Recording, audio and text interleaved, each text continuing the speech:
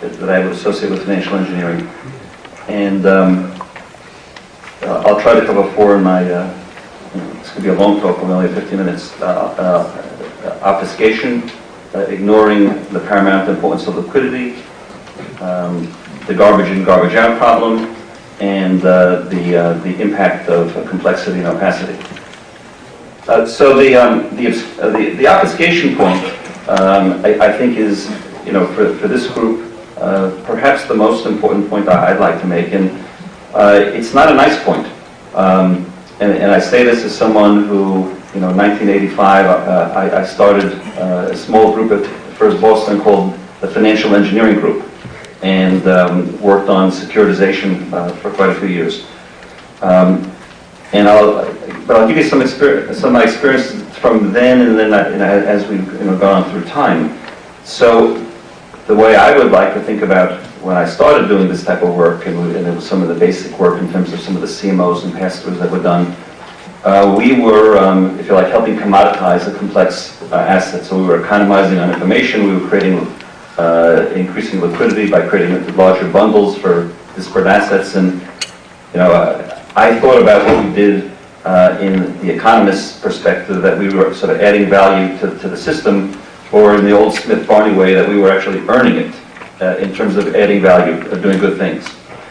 And then we had an interesting situation. We were playing around with the math and technology, and in one of those unfortunate footnotes of life, myself and a colleague of mine will never get credit for a great innovation that we did, because we invented something which we call the X-bond. And the X-bond was this thing where we could adjust the prioritization of payments, and the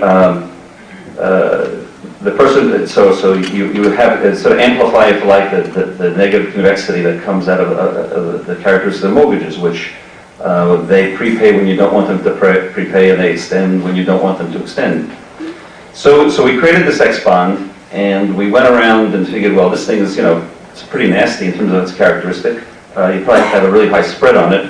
So we went to, there was one desk at First Boston which sort of sold I guess today would be sort of the dented, and it was the problem assets. They sold the high yield problem assets, and we went to try to sell this X-bond, and we showed them the characteristics. We showed how it would extend dramatically when rates rose, and how it would shrink when rates fell. And the guy looked and said, "This is pretty nasty." And he made some phone calls, and he couldn't sell it. And wouldn't you know, about a month later, another broker-dealer, and this was a very competitive business, came out with an innovation. And the innovation was called a PAC bond. And the PAC bond had really stable cash flows. And they could show people all the advantages of the PAC bond, and these PAC bonds traded at very tight spreads, and of course, they were very, very successful. Now, what was our failure? We didn't realize that we were showing everything left over from a PAC bond was an X bond. But we were demonstrating what it was, and of course no one wanted it, because if they actually understood what it was, you'd have to pay a lot for it. So that was the beginning of what I would call sort of my exposure to the notion of obfuscation as being the value added of the financial services industry, which is that if you can hide something and people can't see it and they buy it, you can take their money. And you can make a heck of a lot more money doing that than you can by actually doing it the old-fashioned way, trying to earn it, grinding out the day-to-day things. So that's, I think that's a serious issue. And the financial engineers, cannot just wave their hands and assume no responsibility for that phenomenon. And I think where it gets really exacerbated, there's this notion of an accredited investor. So if you're an accredited investor, you have a certain net worth, your institution, no holds bar, you buy and you sell, and the markets just do what they do. But the same person who would go down the street, maybe someone was walking here and they saw a poor guy and they gave him $1 because they felt that they were down on their luck, will then walk into a trading room and they will absolutely, do the most ethically immoral things imaginable and think it's okay because they're ripping off an accredited investor. So that's not ripping off, that's chess. Okay, and the whole consequentiality of the actions don't seem to matter. We're playing this game and it's, you know, we're smarter than this guy and we make more money and they lose more money. And the impact of what that is in terms of real people and real people's lives gets washed away. So I think that whole issue is a very critical failure, you know, that financial entities have to confront, which is that we're not playing a game. This is not pinball. This is not a video game. This is real life, real economies, real people. It's the assets and savings of all sorts of actors in the various economies. And that should provide a discipline upon what we're prepared to do and what we're not prepared to do. The second point I wanted to get to is the paramount importance of liquidity. And you know, as we all know, for an economy to function, you need to have cash to transact, to buy and sell goods. And you know, what is finance? Finance is some mathematics which tell us how we can intermediate cash flows through time and how we can value cash flows that are subject to risk. So we have those sort of two dimensions. And you know, once you kind of, you know, get that logic, and you know, there's a certain magic where you can sort of transmute magically things across risk spectrums and in terms of time dimensions. It's a wonderful thing. And you know, certainly there's tremendous value added to understanding the split in that property. But that property can lend itself to a certain kind of complacency and a certain kind of intellectual weakness in a lot of financial practices, which is, of course, it assumes that you know, that there's someone who will intermediate time for you, that there's a market in that, and it'll also assume that there's you know, a market that will be able to value risk assets in approximately a fair way. So if you were a modern finance guy a long time ago, because I guess I don't know, is modern finance still modern after, you know, 20, 30 years? My kids don't think anything I do is modern. The old-fashioned notion of intrinsic value got lost because it was, you know, the demand curve and the supply curve where they interact, that's value, and everything else is just, you know old-fashioned finance. But the dilemma is that for that to be true, you have to have arbitrage abilities exist in the marketplace. And you know, we have now seen firsthand up close that the assumptions that you're going to have continuously available markets that are going to be able to price things efficiently at their, and I'll use that archaic term again, intrinsic value, we've discovered it's not a theorem. It's not a postulate, it's just something which sometimes happens and sometimes doesn't. And we've just gone through a big spell when it didn't happen. So ignoring and not appreciating the implications of liquidity, I think, you know, has been a failure. And you know, perhaps that's an area where, I know there's a talk later in the day, but you know, we all need to learn a lot more, because when we talk about all these different sort of atomized actors in the financial system, what most of the analytics speak about, they're losing the fact that there's a connectivity among these actors. That's hard, and I'm not sure that anyone's kind of figured out how to do it yet, but understanding the fact that when you do these transactions, it's not just all microeconomics. I know there was a comment before about, you know, can you reduce systemic risk, you know, if you can trade the variance swaps or not, and again, ultimately, it's all in the same system. So that would be a second point. The third point, and I'd say it's the garbage in or worse, garbage out, deals with the fact that when we have sophisticated approaches to econometrics and statistics, and we build these complex models, yes, of course, we need to make sure that the data is clean, meaning that we'll pull out, you know, the outliers, and we'll fix the typographical errors, and we do all that kind of stuff, and any, you know, decent practitioners learned enough to know to do that. But I think what we saw, particularly in some of the securitized markets, is that you do all that work, you'd clean up your data, you would build your models, but was not done was sufficient due diligence on the actual data itself in terms of whether there's integrity to it. In other words, the people who created the data set were cheating. And you can be the greatest financial engineer statistician in the world, but if you have data which is clean, but lacking in integrity, then you get very different things. So, I didn't see any analysis, and I always run the risk when you follow someone as brilliant as Professor Engel.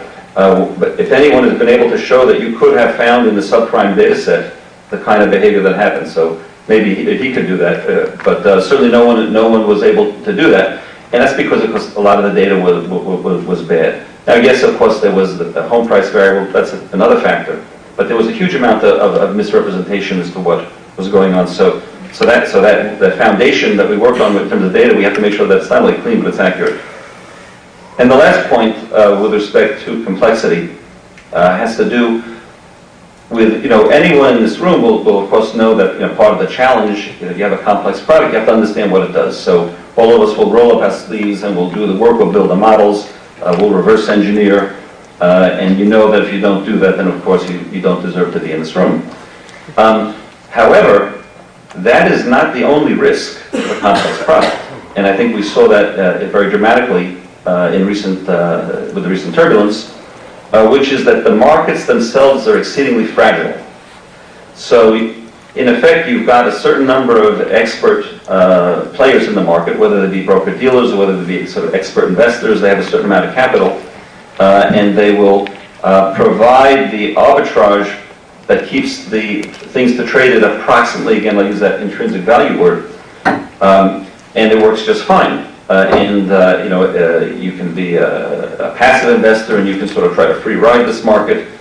You can be a semi-informed investor saying, well, I'll just buy the AAA tranche because there are enough people looking at this thing that I don't have to care. The spreads will be approximately fair. However, that complexity makes the market structure fragile to shocks. And when a big shock occurs, and you take out some of the broker-dealer capital and the expert investors go bankrupt, and suddenly, and the few who are still alive are barely hanging on for dear life and they have no more buying power. So what happens to a market like that? It will basically gap out, and it'll gap out to the so damn cheap level that you don't have to, that you can do it with the back of the envelope. So that, I guess, embedded in it, even though it may not show up in the time series, there is a certain gapping risk for some of these extremely complex markets that we need to be aware of, and of course, not understanding that can lead to catastrophic results. Thank you.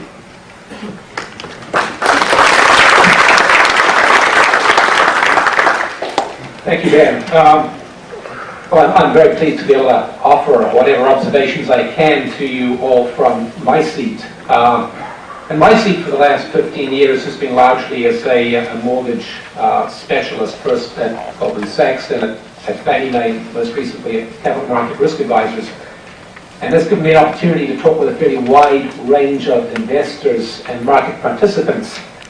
And while I'm really not sure that I can offer you all solutions to the challenges we face in securitization, I think I can at least come up with a number of fascinating questions which we will have to solve in order for securitization to move forward and prosper again. And as I've talked with a wide variety of investors in the last many months, one theme has come through pertinent to securitization from many of them, which is when I ask them what is the largest risk they face, in many cases they reply the largest risk is the government, or is policy risk. And if you think about that for a minute, that's a fascinating response when we're in the middle of the largest recession since the Great Depression, that economic risk may not in all cases be the largest risk. Pertinent to securitization, when you can see a reasonably vibrant securitization market in credit cards, largely as a result of government actions. No securitization market in jumbo mortgages, which are politically unacceptable as a government investment. And I suspect it will be politically unacceptable to invest in subprime mortgages at this moment, newly originated either. So as we think about that, I think one of our objectives collectively in thinking about the successes and failures of securitization is to think about the future of securitization. And part of that is to determine what we need to do in order to get the government out of this marketplace and how to restore the functioning of the marketplace without the government's activities. And if you go back to the RMBS market of the last 4 or 5 years, which I've spent a lot of time in, whatever one can say about the failure of that market, it was an extraordinary market for several years, between $1 and $2 trillion of originations and outstandings, spanning subprime Alt-A, the super prime jumbo market, a wide variety of sophisticated structures, 70-ish% AAA, and a variety of support structures, including first loss pieces. Very hard to go back and look at that today, given the almost complete lack of liquidity in that market and very, very low trading volumes. And where today you see AAA pieces, which historically were priced at par, trading or quoted anywhere from $30 to $95, average lives having extended dramatically from 3, 4 years to 10, in some cases even 20 years or more. And all of the rest of that marketplace, the piece that was not originally rated AAA is, I think at this point, collectively known as an interest-only credit.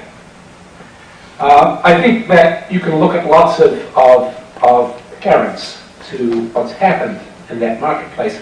One of the pieces that I think needs to be addressed in order for mortgage securitization in particular to prosper going forward is the servicing aspect, the loan servicing aspect, which I think I want to spend a little bit of time on today.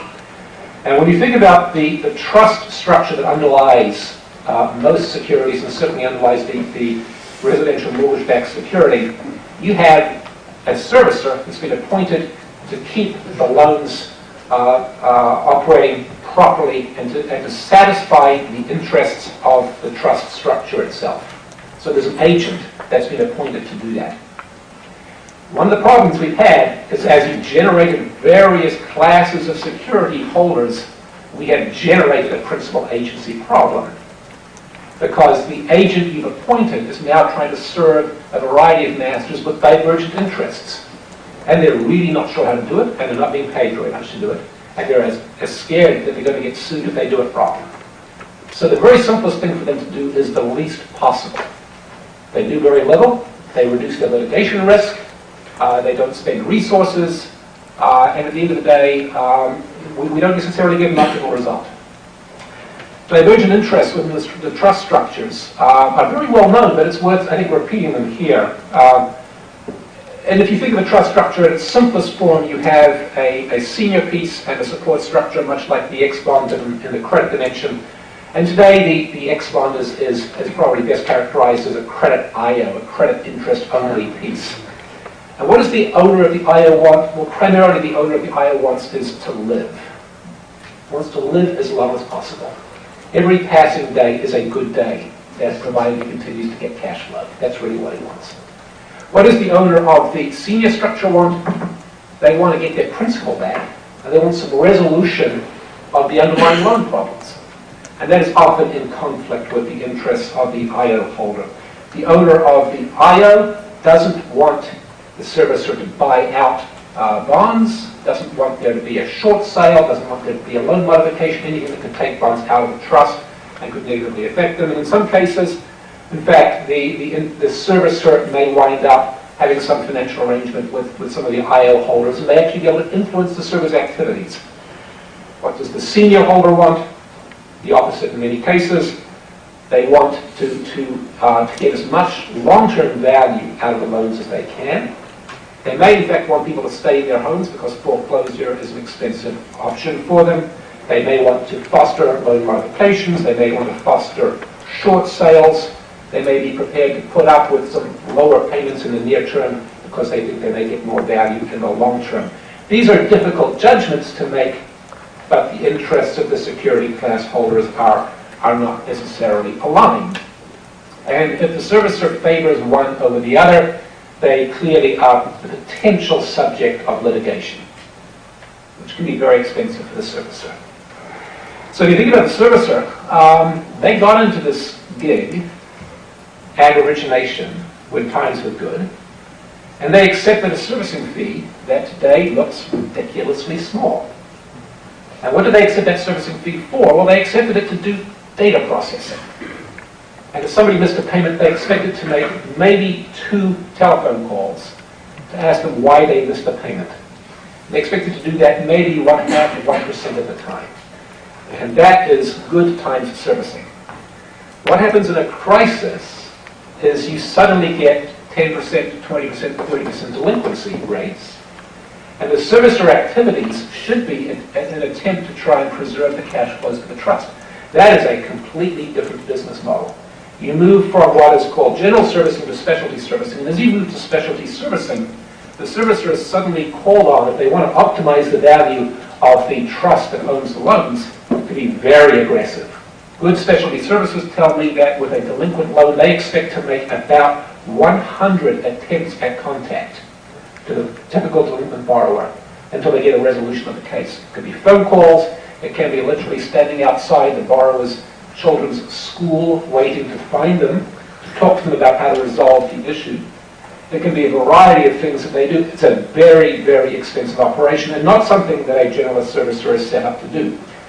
So one of the issues here in the trust structure is there's no provision to increase the payments to the servicer to allow them to be more aggressive, or indeed to move the servicing from a generalist servicer to a specialty servicer. We have some significant issues here. The trust structure was established without really the conception that if a systemic risk event occurs, you may need to make some substantial changes in the structure to allow substantially more flexibility. I think that there are really 2 or 3 lessons going forward. And I don't know how to solve this, but I think that these are the lessons that will need to have to be addressed. First, I think that, to Ben's point, I think we need considerably simpler structures. The complexity of the structures have created a principal agency problem where we didn't have one in the past. In some sense, a simple structure where you have a senior piece and a guarantor, a very deep pocketed guarantor, that can oversee the structure in bad times may be a better structure. I'm not sure how far we can go down that road, but theoretically that may not be a bad place to look. Secondly, there needs to be a provision when systemic events occur that you can change the servicing protocol, you can increase resources to the service, so you can make more substantial changes on the fly. That's not easy to write into a contract, but there has to be some flexibility there. And I think lastly and importantly, there has to be some fashion, and maybe it's through legislation, of reducing the litigation risk for the servicer who's trying to operate within this very, very challenging environment. I think those 3 pieces need to be addressed in order to restart much of the servicing world. And I guess I think if we can do that, and as we do that going forward, we get to the point where we start to restart and restore servicing more broadly, and restore securitization more broadly into the marketplace. And hopefully that starts to allow government participation in the marketplace to exit and the financial markets to restart. Perhaps not the way they were in the last 5 years. I think nobody would be interested in that, but to move forward in a way that is stable and does take account of some of the systemic risks that we've experienced recently. Thank you.